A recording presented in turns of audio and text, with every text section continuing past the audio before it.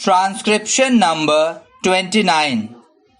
If you scan the history of the railways in this country, you will see that it was the presidency towns Bombay, Madras and Calcutta that determined the pattern of our railways as well as of our industrial and economic growth.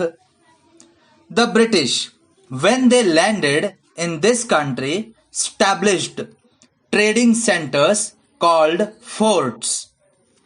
In Chennai, it was Fort St. George.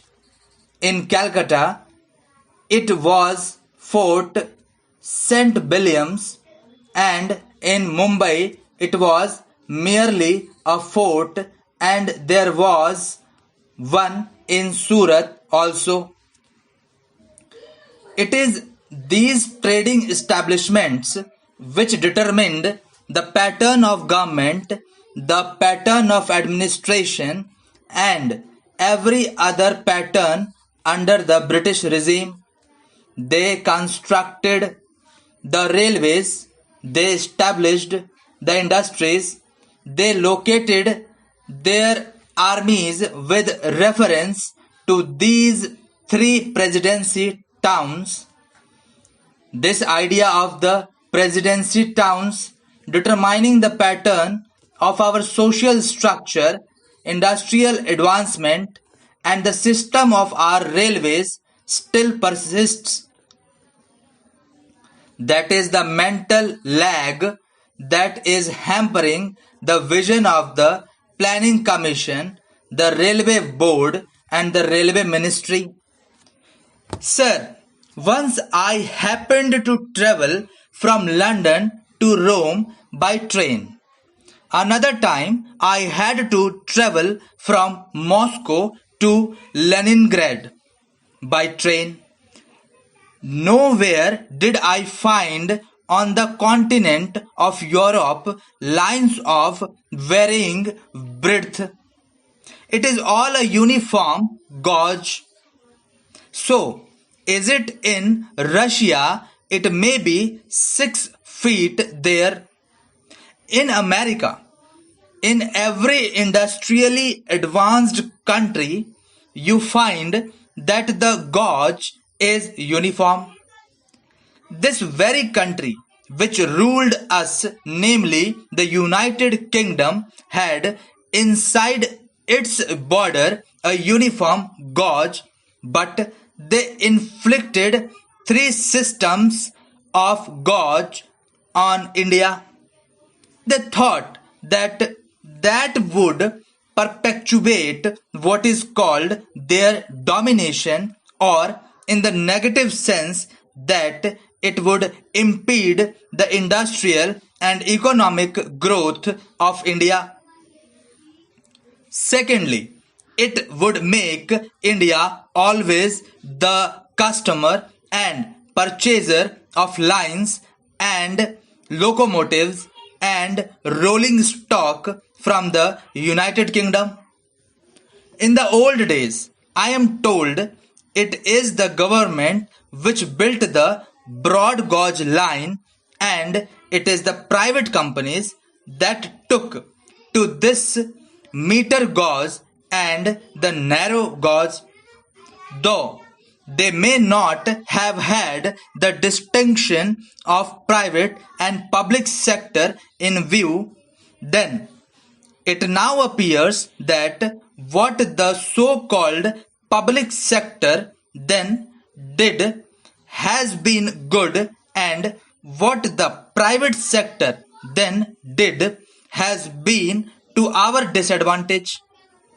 I would appeal to these agencies to introduce a uniform gauge throughout India. In this connection, it will be interesting to note the talk of the Honorable Railway Minister about the schools, primary schools, higher secondary schools, and high schools for the Indian Railways. If you examine the previous speech of the railway minister and also the working report of the railway board, you will find that the same figure is repeated every year. I have examined the figures and I find that this year only 16 schools have been added, out of which 13 are primary schools, one is a higher secondary school, and 2 are middle or high schools. Instead of saying that they have been able only to provide 13 primary schools or 1 or 2 more high schools or higher secondary schools, the same figures are repeated in the speech. Although the railway board has all along been saying that education is the responsibility of the state and therefore the railway board does not own this responsibility, I would like to remind the railway minister about the agreement reached between the National Federation of Railwaymen and the Railway Board in the year 2013, according to which the Railway Board undertook to provide primary schools for the education of the children of railway employees. Sir, as I told you earlier, I had to say many things on the floor of this house, but I will conclude with only 1 or 2 more observations. I will first deal with the labor relations on the Indian Railways. I slightly differ from my honorable friend when he quoted me as saying that the permanent negotiating machinery has completely failed.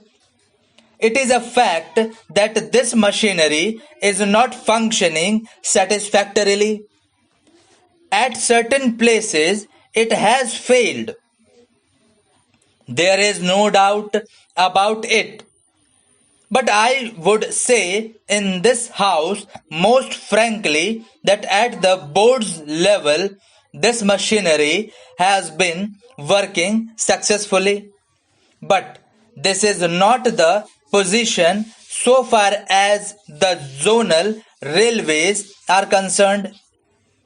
I do not say that in all the zonal railways it is so, but in certain zonal railways and in most of the divisions of these railways it has failed. I was expecting that the railway minister would examine the working of this machinery in all the railways. What is the greatest defect in this machinery?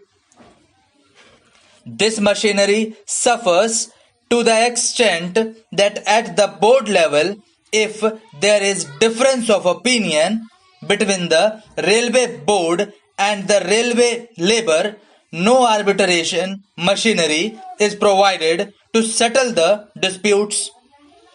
The provision in this machinery is that as and when an occasion arises, an ad hoc tribunal would be set up by government.